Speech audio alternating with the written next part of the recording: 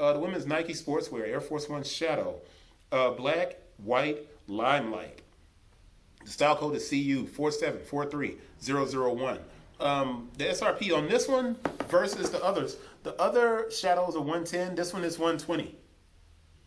Make sure I move that up so you can kind of see it. It doesn't focus quickly enough, but it's 120. So you got a $10 bump in price. Now, we typically have a stamp on the inside of the box. Now, when I do these, I always give you the date over here on the side. And a lot of you guys will fast forward past the first 2 minutes of these videos, and I understand that. That's cool. Not tripping. I give you the UPC for the women's size 11. I give you the UPC because the UPC here should match the UPC on the inside of the shoe. Oh wow, these have patches all over them. I knew that. Why am I saying oh wow? Like I'm shocked or surprised. I gotta get this shoe insert out, which is, man, that's a lot of paper. But it does have a stamp. I'm gonna get to that too. But when I say but again, you guys punch me through the camera. You don't want to do that. I'm just kidding. All right. See the UPC that's on the inside of the shoe? I'm going to read this UPC. It's hard to read it. My eyes want to adjust to it, and it's weird. But I'm looking at a 0193 656 298 140. Now, I just read you that from the inside of the shoe, and you're looking at this like, yo, that's not even special. But it is, and we'll get to that. And I'll come over here and I read this, and I put the 0 at the beginning. I didn't need to. There's a couple of zeros on the inside of the shoe. But here we go, 193 656 298 140, and there's a 16 at the end. But your UPC on the inside of the shoe should match the UPC that's on the box. It's part of the way that you can authenticate shoes. It's very hard for someone to authenticate a shoe or tell you what's real versus fake when you don't have the actual product in your hand. Very difficult. Not a knock on people, just making sure we know that. Now, this Air Force One is made a lot like a Dunk. It's got a flap that comes off of it. Now, I got to get close and do a close-up on these because there's a lot going on with this shoe, man.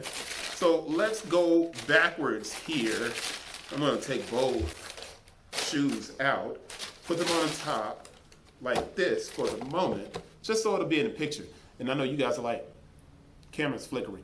Oh, every time I move, the light moves, so you get a different grade of light right there.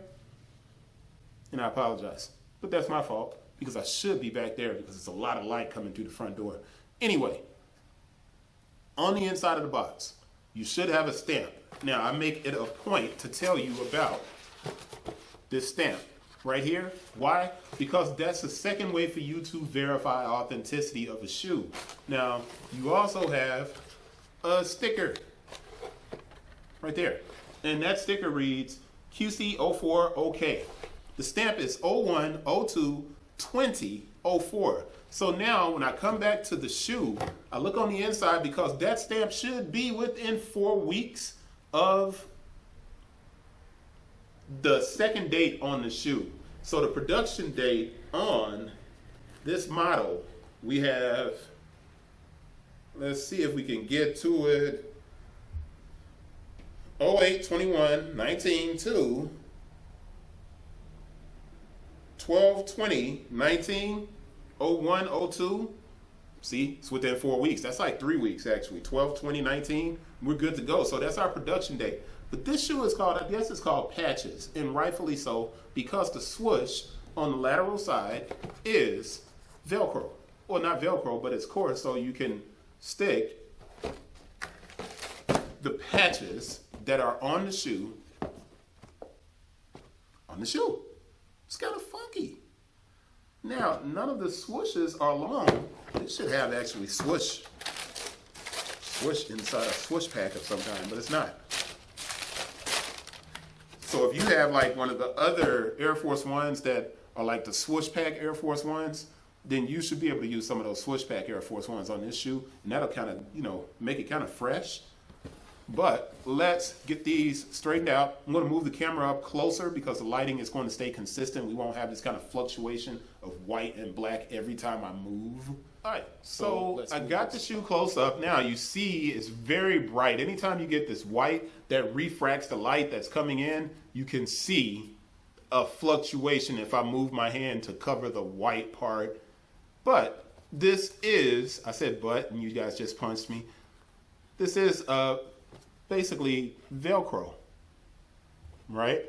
So that patch you can stick on here and take it off. Same thing with this patch, which is harder to come off.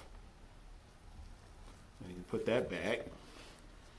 I know you're like, well, that's not very exciting. That's a $10 increase. But let's look at the back of the shoe where you have these multiple Nike logos and then the embroidered Nike here. Now I'm going to go to the medial side of the right shoe and show you that's just leather on this one going back to the heel. But what I want you to see is this pink kind of guard, this bumper that's around the back of the shoe. And at the toe box, what you're going to get is a tumbled leather here, and then a second layer of stitching in leather. And then you also have these Dubrays with the Have a Nike Day logo on it, which I guess we're moving closer and closer to March. But, you know, you wouldn't expect to see the Have a Nike Day so soon. And the tongue itself is completely different than anything I've seen. And it's just a Nike sportswear tongue over the top of a traditional Nike patch. And I'm trying to see if, yeah, you can actually get your finger underneath this label. So it goes all the way through. And then the tongue itself is ripstop, right? So there is a lot going on with the shoe. And this is a very long video, and I apologize, but when you have a lot going on with the shoe, you have to look at everything. There goes the insole, and then I put those on the side just so you can see the outsole, right? And that's it. Let's wrap this up. And you have this kind of double layer, kind of like the Bloodline Jordan 1, this layer that's going around and underneath the flap for the lacing. But that's it. Let's see what you guys think about this. I'd much rather that be a full swoosh, not just these small patches on both sides. That's it. I'll see you guys on the next one. That's it.